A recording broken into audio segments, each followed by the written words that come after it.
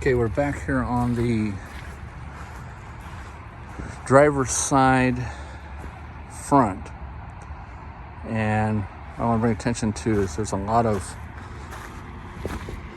things that are protruding out through the paint, a lot of bubbling and condensation and water behind the paint, things that have opened up.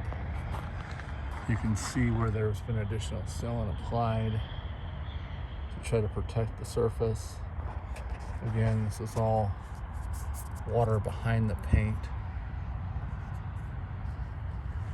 behind the screw holes, coming down,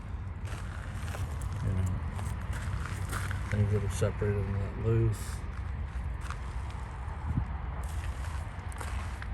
Let's look over here on this side and see how bad it's bubbled and blistered up.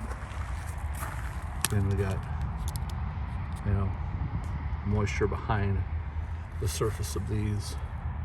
You can see the water as I'm pushing it out. Same thing up here. A lot of unsealed areas and gaps. Now that's the, looks like a tongue and groove material versus this T siding.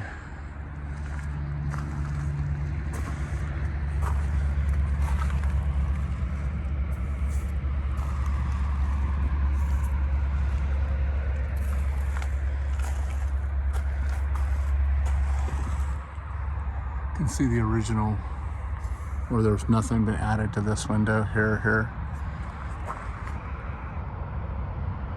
Compared to the other window where it clearly had a leak in it, where they were trying to get it stopped up with this different type of sealant that's been applied here.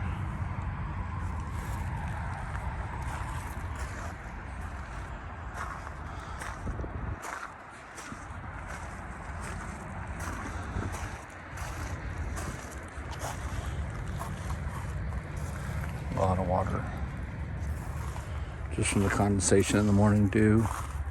It did rain yesterday though.